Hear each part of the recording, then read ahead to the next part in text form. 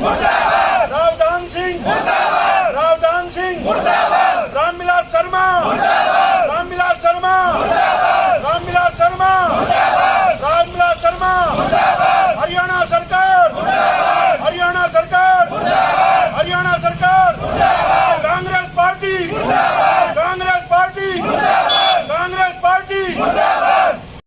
नहीं मिलेगा। हम सब एक हैं, हम सब एक हैं, हम सब एक हैं। ठेका यहाँ नहीं मिलेगा, ठेका यहाँ नहीं मिलेगा। इनकलाब जिंदाबाद, इनकलाब जिंदाबाद, इनकलाब जिंदाबाद। भारत माता की जय, भारत माता की जय।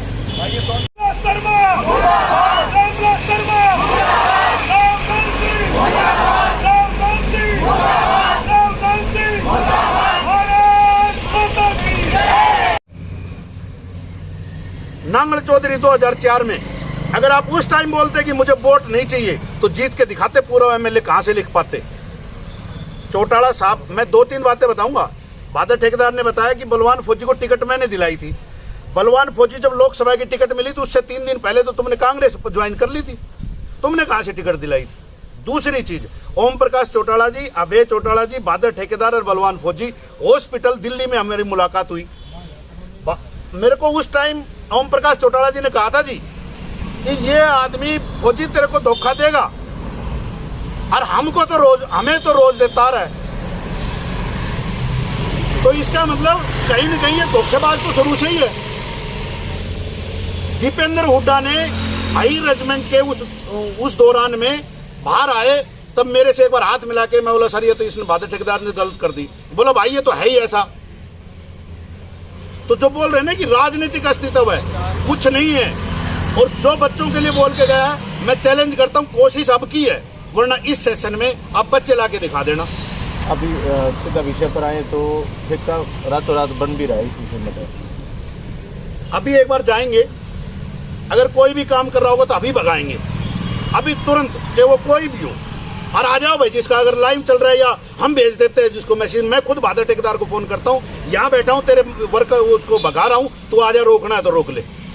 कहने का ये मतलब है कि इन लोगों ने सिर्फ ड्रामे रचने और पक्ष विपक्ष जो भी समाज सेवी वो बोल इसलिए नहीं रही, 100 प्रकार के काम करवाने रहते हैं। अरे जब खत्म ही कर दोगे तो काम किस चीज का करवाओगे? क्या अपने आप ही खत्म हो गया वो? बहुत बहुत धन्यवाद। यहाँ सांकेतिक जो धरना दिया जा रहा है, इसमें आप समर्थन देने के लिए पहुंचे भी हैं, इस विषय में क्या कहेंगे? ये सांकेतिक धरना जो होता है ना, एक संकेत देने के लिए होता है, चाहे वो कभी सरकार का हो, विपक्ष का हो, या जिसके भी हम खिलाफ दे रहे हैं उसका हो। फिलहाल राव बहादुर ठेकेदार जी के लिए ये सांकेतिक धरना है और मेरे ख्याल से पिछले 30 या 40 साल से लगातार बादल ठेकेदार हितों का काम करते हैं।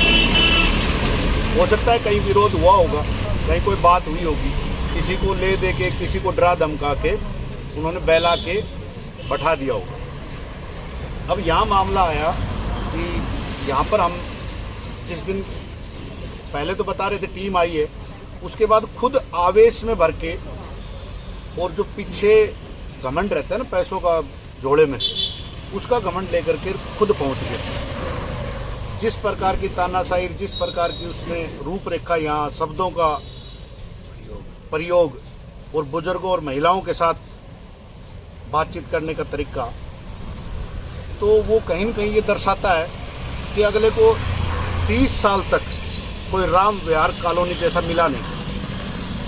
अगर वो पहले मिल जाते तो उनके शब्दों की वो प्रयोग नहीं होता। वो बड़ी शालीनता से काम करते, बड़े प्यार से बात करते, क्योंकि उससे पहले किसी ने विरोध नहीं किया, और विरोध किया होगा तो वो शांति से बैठ गए होंगे। राम विहार कॉलोनी जैसे सच्चाई के साथ लड़ने वाले लोग नहीं थे। अगर वो पहले मिल जाते तो आज नौबत नहीं आती। दूसरी चीज, जब राम विहार कॉलोनी से उनकी मुलाकात हुई, उन्होंने शब्दों का आचार विचार किया। उसके बाद 2 दिन बाद एक इंटरव्यू आता है कि जी मेरे को माफ करो। तो ये अगर यही चीज पहले हो जाती तो माफी तो जरूरत ही नहीं पड़ती, क्योंकि वो बोलता ही नहीं कुछ। दूसरी चीज, माफी मांग ली उन्होंने शब्दों के, विचारों की, लेकिन एक ग्रुप के चेयरमैन होने के नाते उनकी बहुत बड़ी बड़ी ब्रांचेज हैं, उनके हजारों बच्चों का भविष्य है, उनके हिसाब से उनको माफ करना सही नहीं समझता। और एक जहाँ शिक्षा का काम चलता है वहाँ शिक्षित लोग रहते हैं, यहाँ खूब शिक्षित लोग भी बैठे होंगे, मास्टर सब बैठे हैं। ये लोग बच्चों को क्या पूरे समाज को भी शिक्षा देने का काम करते हैं। और परवीन भाई खुद उस स्कूल में पढ़ा है। कल मैंने परवीन भाई का एक इंटरव्यू देखा था, मेरा खुद का सीना चौड़ा हो गया कि अगर 12वीं की सर्टिफिकेट मेरी भी यदुवंशी है तो मैं परवीन के साथ खड़ा मिलूं। उसका कारण क्या है कि बच्चे जागरूक हैं। भादर ठेकेदार जी, अभी मैं पूरे स्कूल वालों से, एपी से, सूरज से, आरपीएस से, मॉडर्न से, भारतीय से, कपिल से, टैगोर से, सरस्वती स्कूल से, श्री कृष्णा स्कूल से, इनके मालिकों के पास आज ही मिल के आऊंगा, चाहिए कहीं पर भी हो। और इनसे एक रिक्वेस्ट करूंगा कि अभी अगर हम बच्चे निकाल करके कुछ आपके पास भेजते हैं, यदुवंशी से निकाल करके और आपके पास भेजते हैं, तो क्या पीछे की फीस माफ हो जाएगी और आगे बच्चों की पढ़ाई में कोई डिस्टर्ब ना हो। 10वीं बार के तो होंगे नहीं क्योंकि वो फार्म भर चुके होते हैं। बाकी जितने भी बच्चे हैं मैं आपके चैनल के माध्यम से भी बताता हूँ, इन स्कूल वालों से पहले मिल के आऊंगा, क्योंकि फोन पे बात करना और एक आमने सामने बात करना, और कोशिश करूंगा मेरे साथ कुछ लोग अपने राम विहार कॉलोनी से भी चले, ताकि उनको एहसास भी हो कि किसी प्रकार की कोई राजनीति नहीं है, सारे कॉलोनी वाले और समाज मिलकर कर रहा है। अगर स्कूल वाले मान जाते हैं तो मैंने एक इंटरव्यू में कहा था कि हम अगले सेशन में करेंगे, तो वो हम अभी से शुरू कर देंगे। दूसरी चीज, ठेके का जो काम होता है, ठीक है, स्कूल में आपकी किस्मत थी, आपका नाम हो गया। महेंद्रगढ़ के टाइम पे जब यहाँ पर आप हाफ पैंट में हाथ जोड़ते, घुटनों के बल गिरते गिरते लोगों से बच्चों को मंगवाने की बात की थी, उस टाइम कहते किसी महिला को, किसी हमारी बहन बेटी को कि मत भेजना बच्चों को, फिर वो उसी टाइम जवाब देती। आज पता चलता ये जो बिल्डिंग खोल रखी है ओयो खुलता या तुम्हारे बच्चे आते। ओयो जो अब आया है ना, तुम उससे पहले ही खोल देते तुम्हारी, क्योंकि सोच वैसी है।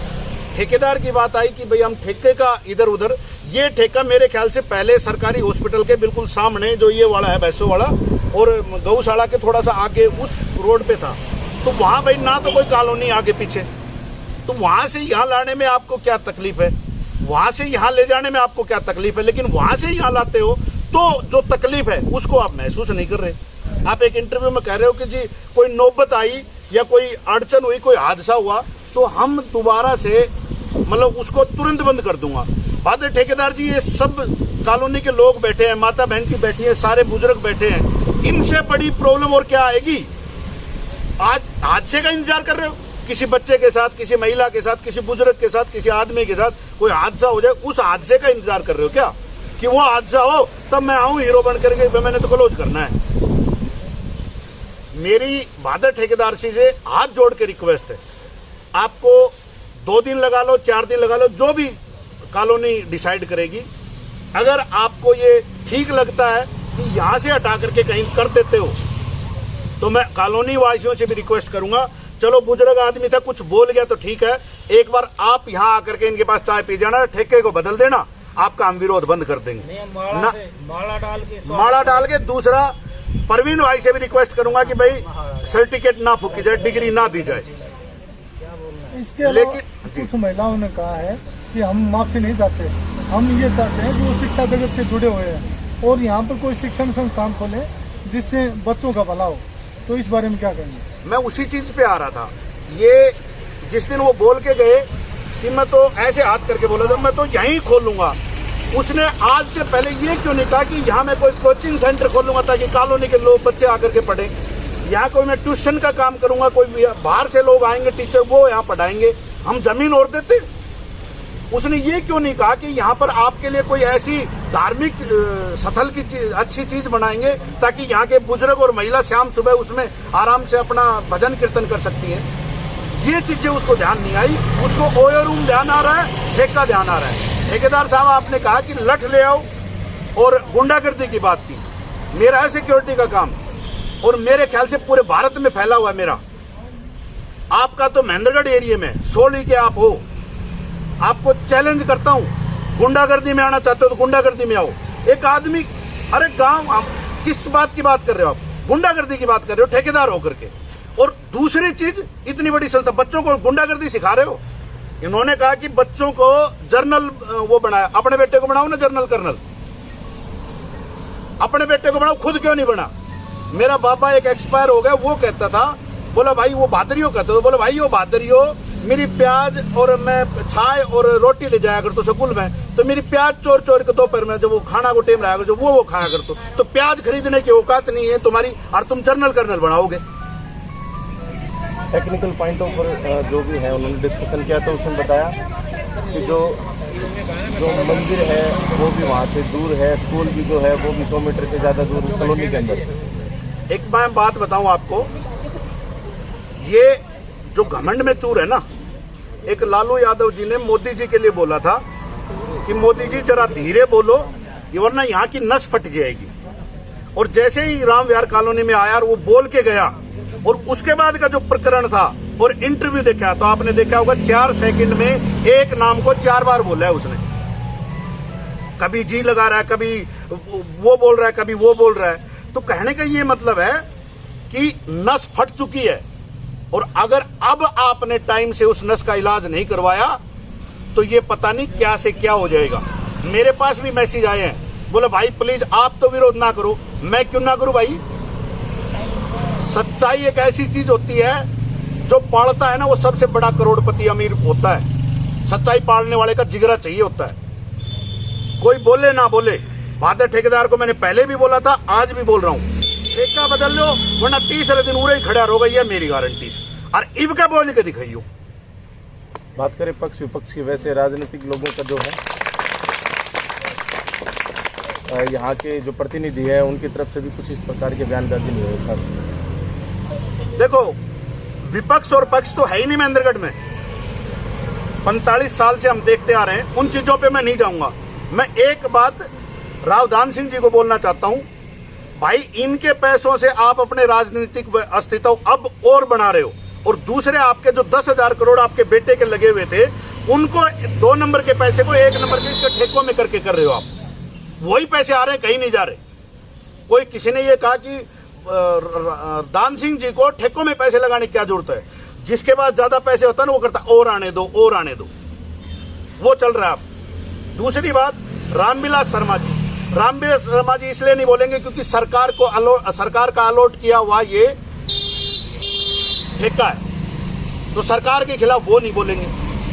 दूसरी चीज, भादर ठेकेदार ने जितना जोर यहां लगाया उतना जोर 35 आदमी एक्सपायर हो गए उस रोड से वहां तक, कभी रोड के लिए जोर नहीं लगाया कि मैं तो ये रोड ही भी बनवाऊंगा। जब क्यों नहीं बनवाए भाई? क्यों नहीं बनवाए ये बताओ ना। और बहुत समस्याएं हैं, उनके लिए रोड लगा लो। आप सामाजिक हो तो सामाजिक तौर तरीके से रहो। ये मत देखो, एक मैंने यही थे मेरे ख्याल से आपके साथ ही हुआ था, इनके साथ बोला लठ ले आओ। अरे इनको लठ लाने की जरूरत है? बद्दुआ ऐसी देंगी धरती में बैठ जाएगा 5 मिनट में। इनको थोड़ा सा घमंड ये है कि आज तक 30 साल तक हमारे सामने कोई बोला नहीं, लेकिन कभी न कभी वो फिल्मों का एक डायलॉग होता है कि बोलने से आंखों में डर ना आए, वो आदमी मर जाएगा लेकिन अपनी बात पे अड़िग रहेगा। परवीन भाई ने बोला, पूरी कॉलोनी वालों के मैंने एक आदमी के इंटरव्यू सुने हैं, और मैं ये परिवार है हमारा, वो चाचा का लड़का है, वो भाई का लड़का है, वो चाचा है, वो ताऊ है, ये माँ है, बहन है, कोई चाची है, तो परिवार से दूर कहां जाएंगे भाई? 2014 में भादर ठेकेदार जी अगर आप बोलते लोकसभा के टाइम पे